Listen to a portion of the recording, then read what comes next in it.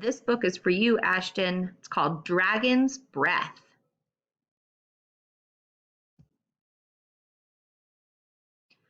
George's pet dragon is ever so neat. Joe loves to have fun and he loves to eat.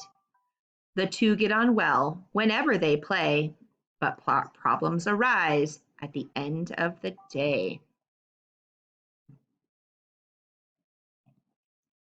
Joe munches on snacks until time for bed and thinks brushing teeth is something to dread. Don't like it, don't need it, it's no fun, no way. So poor George is stuck at the end of the day. The smell in the room is incredibly strong. George tenderly says, Joe, I don't know what's wrong, but your breath has become seriously rotten. Did you eat bad cheese and somehow forgotten? He said it in jest, but that's what he thinks. You hurt my feelings. Your joke is what stinks. Sorry, George says. It's just that I care.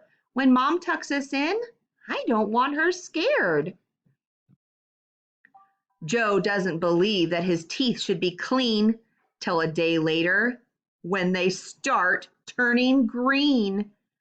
Whenever the boys play, George laughs and smiles, but poor Joe keeps his mouth closed all the while. Joe feels bad about the horrible sight, so George decides to try something new that night.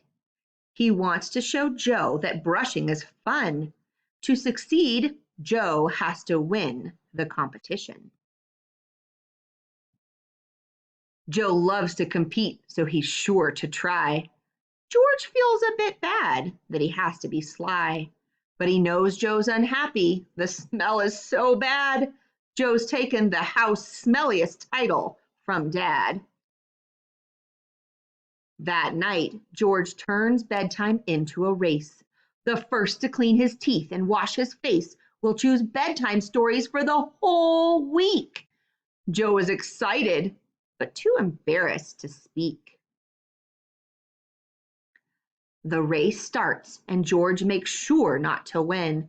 Joe finishes and gives a huge crocodile grin. That was fun, he says. My teeth are so clean. Your teeth sparkle, says George, and have a white sheen. I've missed your smiles, Joe, and your chatter too. Cleaning teeth can be fun, a great thing to do. Good hygiene is important, Joe finally sees. I'm the best teeth cleaner, he cheers, and George agrees. The end.